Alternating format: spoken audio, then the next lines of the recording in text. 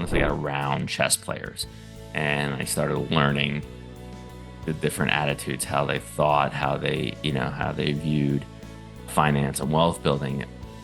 And it wasn't all that crazy, like the difference in mindsets. Then, yeah, once I started doing it, and then my wealth, you know, shot up as well. And then I said, okay, well, why doesn't everybody at least know this? So I wanted people to know whether they're playing checkers or playing chess. Hey, Uncommon Leaders, welcome back. This is the Uncommon Leader Podcast, and I'm your host, John Gallagher.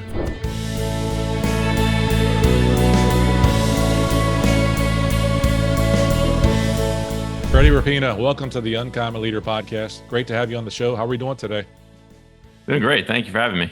Yeah, absolutely, Freddie. Looking forward to our conversation today. Something I don't get enough chance to talk about on the Uncommon Leader Podcast, and that's building wealth from a financial standpoint. You've got a book that just came out recently that we're going to talk about today, Playing the Wealth Game, the strategies behind financial moves that win. So it should be a great conversation and one that I'm looking forward to.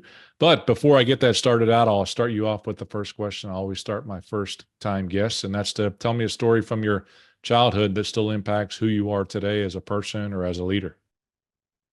Yeah, I'm gonna have to go with October 25th, 1986. It's the I'm living on Long Island and growing up there, and it's the day that the Mets came back and won Game 6 of the World Series. I was about, I don't know, 6, 7 years old. I was pretty young. Um, but to a 6, 7 year old, like, sports is like everything. And, during that game, it looked like everything was just not gonna happen.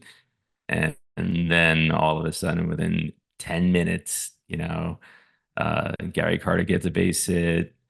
Um, uh, Kevin Mitchell gets a base hit. Ray Knight gets a base hit. Wild pitch. Ball goes through Buckner's legs, and it's like someone just gave a 7-year-old his life back, right? So, just like the whole idea when like everything is falling apart, you know, as long as there's still still a little bit of time, there's still a little bit of time, and and good things can happen. Just gotta keep plowing. Freddie, I love that. I mean, I have some friends. I have a client in Boston, and I've been working with them for about 10 years. They may not share the same love Yeah. for that story that you do, no doubt, and certainly the love for Billy Buckner and how Mets fans feel. But I do recall, I mean, as a Pirate fan growing Mhm. up as a kid, so I lived through the Willie Stargell days and at least 2 World Series in the 70s, and we haven't had a whole lot since then. But I do recall, as you were telling that story, I said, is Ray Knight going to come up here? Absolutely. Ray Knight, a big part of that and that Mets team that was going on there. So I do appreciate that, Sharon. And I'm sure that did inform a big part of your life growing up. And as you said, it's don't count yourself out until the last out is recorded. So that's pretty Yeah. cool. I And have a photo of the play. It's signed by everybody. It's signed by Buckner. It's signed by Wilson, Bob Stanley, and Rich Gedman. So oh wow, it's I bet that's uh pretty cool. That's a cool picture shows some right class there. by Buckner and Stanley and Gedman actually signed that. I'm sure. Absolutely. Look, I cannot imagine ultimately what Buckner's going through as Red Sox fans. That at least when they finally broke through and won it in the early 2000s, there that took some of the pressure off of him of 20 years of sadness that was happening. But it's still something that they certainly live through all the time, and he'll never live down in that area as well. That area ultimately. But anyway, well, I could talk the 80s baseball and Mets, Pirates, Red Sox all the way through. We're really here to talk to you about your book that just Mhm. came out recently. And I want to ask you, what inspired you to write the book, and who did you write it for? I I think it just what I was seeing and understanding and going through the whole process of being a checkers player myself as a police officer and switching over to chess when I said, oh no, I want to build wealth. I want something more out of this. And just you go through all these financial trainings, all these designations and all that stuff. And not that it's not great information, it's just constantly the same thing. And I'm looking at it through the lens of it, as with an evidence-based mindset. And I'm like, yeah, but it's not working. Like these strategies that have been kind of forced down the middle class throat, they're not working. If they were working, the wealth gap in the United States would be narrowing. It's not, it's expanding. Mhm. Um, so if we had all this great information and it was working, that wouldn't be the end result. Not to say that the information is bad, it's the expectation of the information that I feel really needs to be called out and say, like, hey, there are two different games going on here. And depending on which game you want to play, um, will greatly impact the end result. But I don't Well, say anything's wrong. I just say they're two different. no, they're different, right? And I think you touch on that in the book a couple different ways with regards to playing checkers and playing chess in terms of some of the strategies that exist. That to your point, neither one of those is right or wrong in terms of using it. It's just that when you play those games, you want to make sure you play them well. And I love the idea when you're talking about using data ultimately to help you do that. And if we can't use the data to help us drive and make those decisions, we're going to be in a bit of a challenge. So I'm going to assume that your story makes you a little bit different, though, than the traditional or typical financial advisor. You started off in law enforcement, and now you've worked your way through this. Tell me a little bit about that journey and what does make you different. Um, yeah, it was really about making a choice. It was almost selfish. Like it was making a choice for me, right? And I was around my 12th or 13th year in law enforcement, and I decided, like, I'm going to change and do something different. I was still going to wait until I, you know, got to the 20-year mark, and to punch out for the pension. But during that time, I started the firm and started very slowly. Um, but it got very big very fast. And I had two careers for about 6, 7 years there. And it's more about like just, I don't know, getting that information out. Once I was around it more, that's the other thing. Like once I got around chess players and I started learning the different attitudes, how they thought, how they viewed finance and wealth building. And it wasn't all that crazy, like the difference in mindsets. Um, then yeah, once I started doing it, and then my wealth, you know, shot up as well. So, um, and then I said, okay, well, why doesn't everybody at least know this? So I wanted people to know whether they're playing checkers or playing chess. And if you want to play chess, that's great. I think too many financial advisors try to talk their clients out of playing chess in like a paternalistic manner. Not that comes from a position of, deviant. It's more like, oh, that's too hard for you. You're not going to be, it's too risky. Leave it to the adults type mentality that we have in finance. As we're recording this podcast, the stock market is taking a, three A percent beating. beating right now today. So just that whole evidence based mindset with, traditional financial planning, typical finance, jargon, even things like compound interest, which I talk about in the book. Hmm. Um, in my opinion, compound interest is the most overrated concept to the middle class. Not that compound interest is wrong. It can't be wrong. It's math, right? It's just that people just don't live long enough for compound interest to do what people want it to do. If in my book, I make a little joke. If you live 900 years like Yoda did, compound interest would be great. By your 400th year, you'd be, super duper wealthy. But when in this lifetime, in this galaxy, where you only have so many sets of 10 for your money to double or whatever, uh, it's it, it's not the same. And even if you do get to that magical number in a way distant future, are you going to be physically able to enjoy the fruits of what that can produce, or are you even going to be here, period, right? So it's and wealth is about creating wealth now. So chess is about creating wealth now, and I what separates me from your typical financial advisor, typical firm, is that we want to work with people who want to become wealthy now and are willing to do the things that it takes to achieve those levels. Love that. So that's what I was going to kind of ask you. I think you started to answer the question is when you've used that analogy, the difference in playing chess and playing checkers. And for those who wouldn't be as involved in or don't get as involved in any time, how do you delineate between the two? So chess is creating wealth now, and checkers is the what's the Well, checkers analogy? still creates wealth. It's just it's saving money. It's funding retirement plans. It's waiting 30 years for compound interest. It's buying financial products. It's saving, saving, saving. And let's face it, saving money sucks.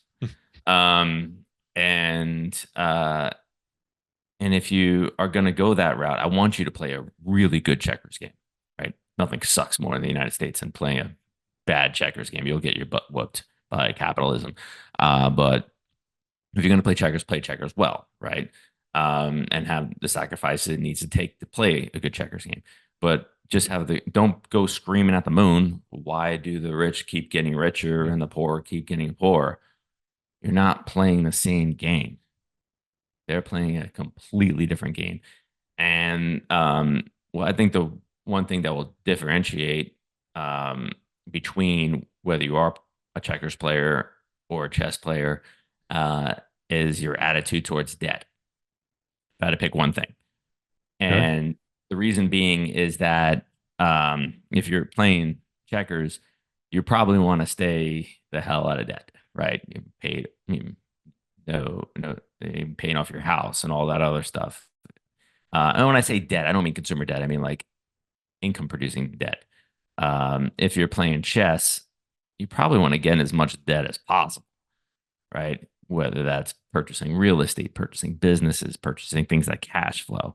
So that is definitely, in my opinion, the turning point for somebody that's playing chess is their attitudes towards debt. Okay. Um, So that can that's be a going to be difference. different for everybody.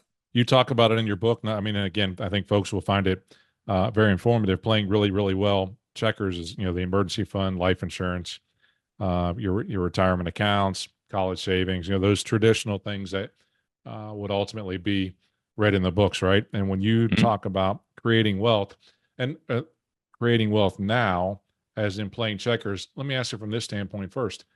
Where do you encourage folks to get started? And secondly, what's the biggest barrier to them getting started? Two-part Good question. questions. So the where are you ready? That's the first thing, right? If you sometimes you have to play a really good checkers game before you can hop over to chess. You got to have a good foothold. You got to be able to you got to have what's called debt capacity to be able to move over to chess. And the biggest barrier is a mental barrier. That's the biggest thing. That it's if you're brought up in a checkers mindset, you've been taught checkers your whole life, and then someone comes along with this other game, it's gonna be difficult to move over from a mental standpoint. So I say they're their own barrier, but also the finances got to be correct in order to do that, right? So because we're talking about using debt very well, and to use debt, need to have leverage, you need to have assets, you need to have collateral. You got to have things that are going to make the lender believe that you are a good bet, and you need to be buying something that's worth buying to be able to produce cash flow, which a lot of the times is real estate and or businesses. So those are the two biggest things. Okay, so when you think about that, and maybe it's through a story, or maybe it's just through some of the things that you've experienced, but tell me an example of someone who really did well then at moving into this space, and how you helped them get there. Okay, so let's say you have clients like this. Let's say you have a doctor, okay, and this doctor, they're 40 years old now, all right, or 35 years old now.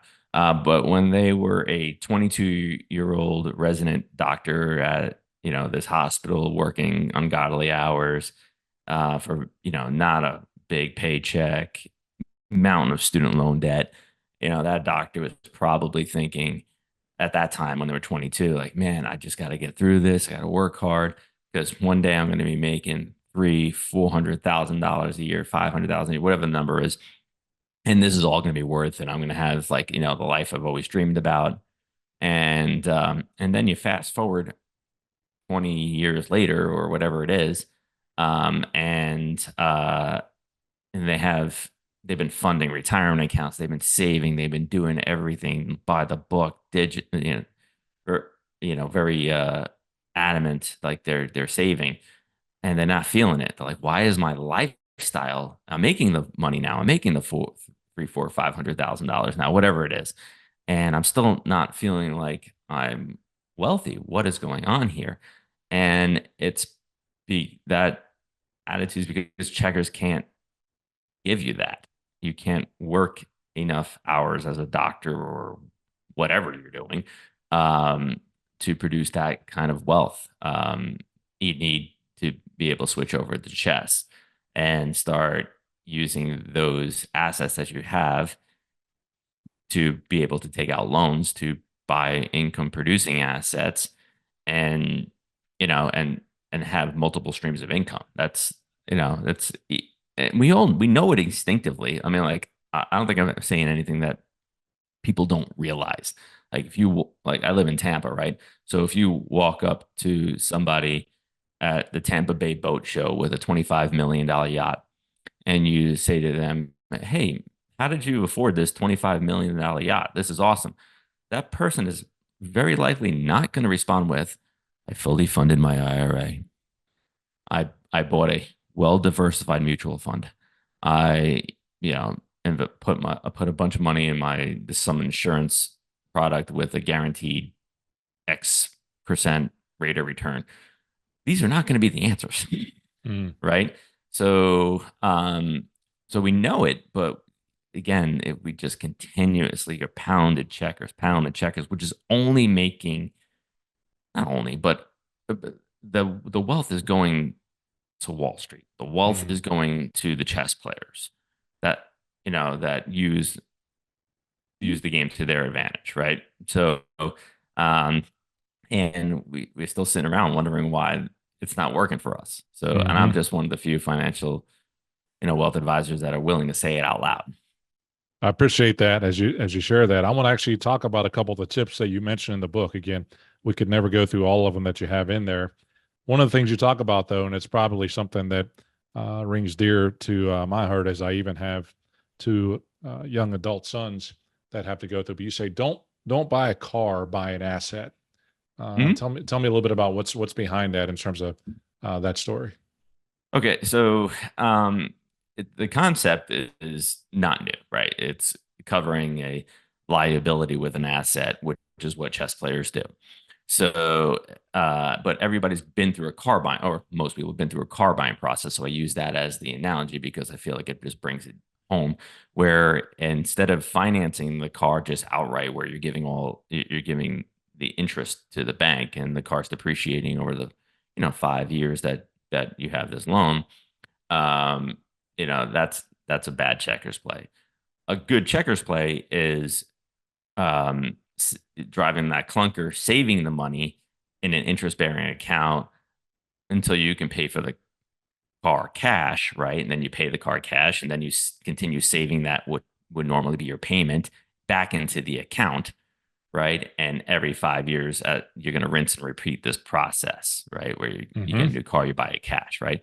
That's infinitely better than the first scenario, but it's not what a chess player would do. A chess player would drive the car, save the money, and then, but before buying the car, buy an asset, buy a small rental property. In my example in the book, Hmm. that's going to cash flow right? And then take out the auto loan, right? But the auto loan needs to be covered by the asset. So the income from the property is paying off the payments for the car. So, but at the end of the 5 years, you still have all your money. It's in the property now, but it's not gone. It's not sitting in the bank, right? Or and you're still going to be receiving the income from the property after the 5 years is up. And I said that in like 1 minute, right? It's like Sure. it. It's a lot easier said than done. I get it, right? So, Right. but it's the mentality, the concept that people, if they're going to play chess, need to understand because this is how it's done. Um, you know, and so yeah, like I said, it's uh, I'm not going to say playing the good checkers play is bad. I'm just going to say it's checkers Well, I think I love because how you said that because again, you talked about what bad checkers is. That'd be just to take a car loan out and make the Mhm, payments and give the bank the funds. A decent checkers play, that you're going to get done is to save up the money and pay for the car in cash. Don't pay it to the bank. But the chess play, that good, better, best analogy, is to use that money that you saved up to buy the income producing asset. Love that as a mhm, story. Now, frankly, not something that I have specifically. So I'm going to say I'm probably been this checkers player and just moved to maybe a good checkers player in the past few years. But I appreciate, and I think your book is laced with those types of tips to move from good checkers into playing chess. The other one you say, and I thought was fun, was don't drink and invest. Tell me a little bit about that suggestion because they say don't drink and drive. I got that part. Or don't drink mhm. and go to the liquor store because you're going to buy all the liquor they have inside the store. What do you mean don't drink and invest? Well, I just it's you get into the gambler's mentality, right? And even bad chess players will do that too. They will over leverage. Hmm. They will get out of what's being successful because they need like excitement or something. I don't know. I don't. I don't have the mentality, so I can only speculate on what that's like. If I find something that's working, I will just continue doing what is working. But it's the the gambler's mentality, especially when it comes to like the market. Um, the market is a great tool. Um, but if I asked you, who do you know? We're obviously we're in a little bit of a the market's going down as we're talking about this, but just a couple of weeks ago we were at all time highs, right? Mm-hmm. Um, but who got wealthy when we were at all time highs? Do you know anybody? Do you know anybody that knows anybody like that? Well, so the market continuously goes up, but having that mentality that you have to pick the right stock, you have to do this, you like no, it's not like in my opinion, that's not how it's done. It's done by having the money and then not using it, not creating taxable events. Because taxes play a lot into this, right? Sure. So, um, but yeah, just that whole if don't have the gambler's mentality, have a strategy and have something you're comfortable with. Maybe maybe you're not completely comfortable with, but you're like uncomfortably comfortable, right? Mm-hmm. You're like Yeah. you're willing to do this, even though it's not, if it's not what you're used to. Um, but you gotta start somewhere, and you gotta start doing something to change, and you can't have uncommon results doing common things. That's right. I hear it all the time. Like, well, when I'm, presenting some strategies, someone would say, well, don't most people do this? And I'll say, yes. Do you want what most people have? Because if you want what most people have, this is what we can do. Mm-hmm. But if you want to do something different, you can't stand in line with everybody at the slaughterhouse and wonder why that's happening to you. Um, so yeah, just changing that mindset is, and by the end of the book, people should know whether they are, the goal of the book is by the end of the book for people to know whether they are a checkers player, whether they are a chess player, and if they are a checkers player, do they want to switch? Can they switch to chess? Can they switch right now? Can they switch in the future? So, but yeah, and for some people, having a really great checkers life, have enough assets to retire and see the grandkids and all that stuff is their goal. And for those, as long as they're happy, they're doing great.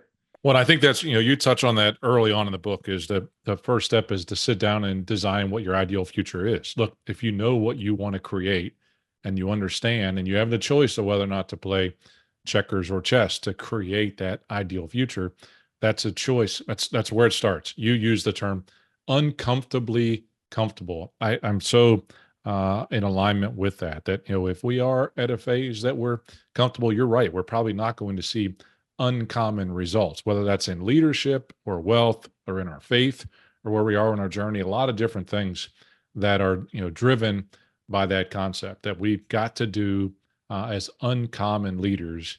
We're going to have to do things in a way that others just won't do them. And to your point, again, I could relate the checkers and chess analogy over to leadership, over to our faith, over to our fitness and our health and what we want to do there in terms of being healthy. So many different ways. And that's what I appreciate about the book, is that there's nothing ultimately that would be too difficult for someone to do. But if they understand where they want to be, I think that's somewhere that you can get there by following a plan similar to what Freddie talks about inside of this book. Freddie, you mentioned what you want to do kind of when they're done reading. I'm going to ask you kind of the book test. A year from now, after they're done reading the book and they see your book sitting on the shelf, what do you want them to think when they see your book sitting on that shelf? I want them to think, I'm glad I read it.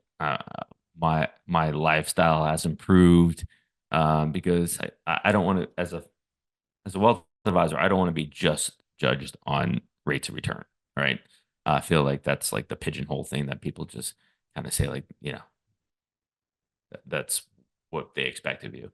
I want to be judged on lifestyle improvements. Like, are you better now, 2, 3 years later, than you were 3 years ago? Are you living more comfortably? Are you having, are you going on better vacations, more vacations?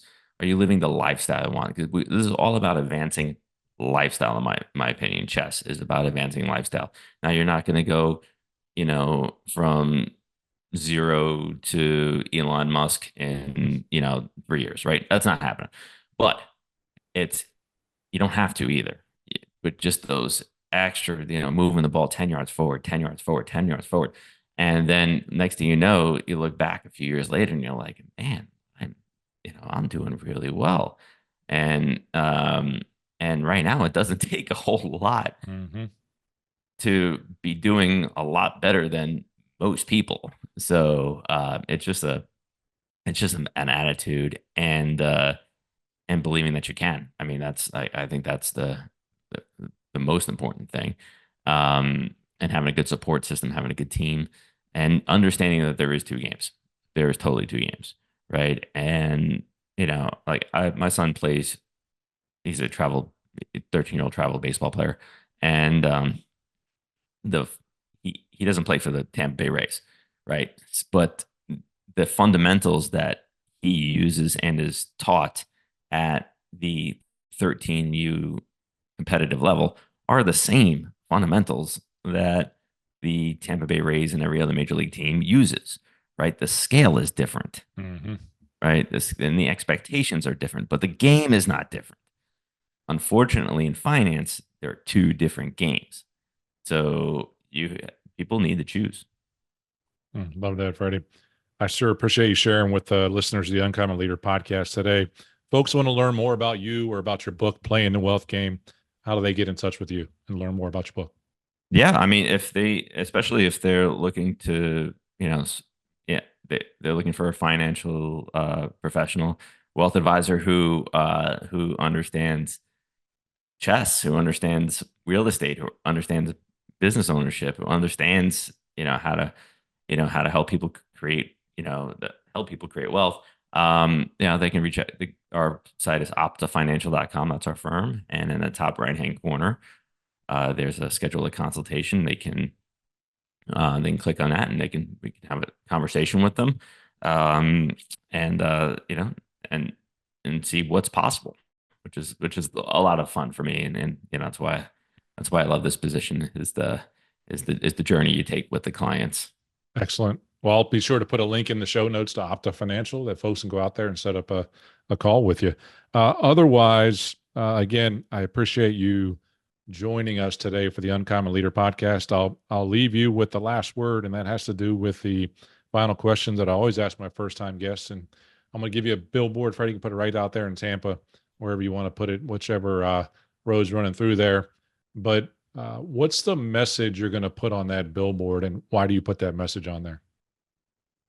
I would put on the billboard, focus on what is important right now, like the road, not the billboard. At the billboard.